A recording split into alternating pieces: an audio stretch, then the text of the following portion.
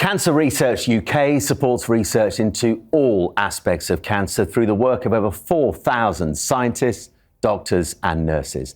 This pioneering work into the prevention, diagnosis and treatment of cancer has helped save millions of lives. I'm delighted to welcome its CEO, Michelle Mitchell, OBE. Michelle, great to see you. I mean, huge strides have been made in terms of research and care when it comes to cancer over the decades. Just how big an achievement is that? It's a huge achievement and great progress. I was born in the 70s. During that decade, only 1 in 4 people survived cancer. Today, it's 1 in 2. So a story of great progress and improved cancer survival, which affects each and every one of us, our families, our loved ones and our friends. And when it comes to progress, where has the most significant scientific progress been? Well, we've seen progress across all cancer research, but I'd particularly like to focus on one area. Because of the research into a vaccine, we have been able to establish vaccination programs, screening programs for young girls and now boys in this country, which we believe, through the evidence we have seen, will result in the elimination of cervical cancer as a public health issue here in this country. In a recent research paper, we'd seen a 90% reduction in the incidence of cervical cancer amongst those first girls vaccinated in the 2000s. So this is incredible. One cancer where we can say we can eliminate it. Another where we've seen great progress is in breast cancer, where we've seen a doubling of breast cancer survival since the 70s. And because of research, because of screening and the NHS, we believe since the 80s, 1 million lives have been saved.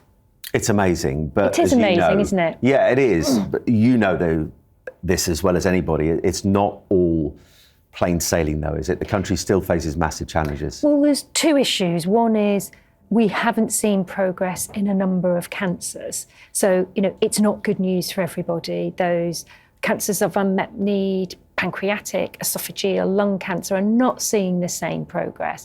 And today we face the prospect of our progress stalling because throughout the United Kingdom, cancer patients and people are facing anxious wait.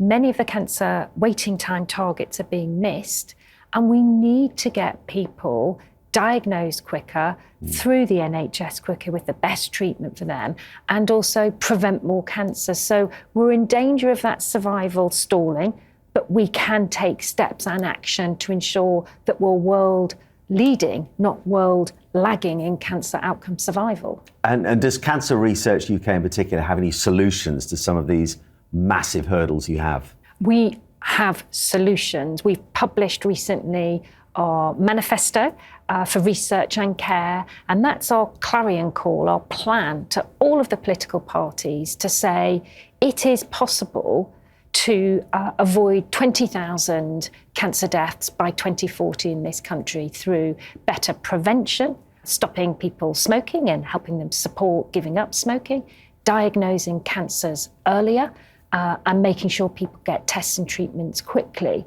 But we've also identified the steps that are needed to ensure that future generations benefit from cancer research, because there's a £1 billion gap over the next 10 years in cancer research funding because this government is too dependent on charities to fund cancer research compared to virtually every other country around the world. So on that note, can you briefly outline the Cancer Plan's key asks when it comes to the government? We want the government to prevent more cancers by making it harder to buy cigarettes, so age of sale on tobacco products, and to help people give up smoking. We want them to invest significantly in ensuring that people are treated earlier, they're diagnosed earlier. So big focus on early diagnosis to improve survival. Third is get more tests and treatments to people quickly, guarantee those waiting times, and invest in research so that we continue to make the breakthroughs that we've done over the past few decades. But they're accelerated, not only because of brilliant cancer researchers, scientists, doctors, nurses here in the UK. But we have new opportunities because of advances in genomics, artificial intelligence, the speed at which we can work, if we have the right level of cancer research funding, is exponentially quicker. Michelle, thank you so much. Thank you.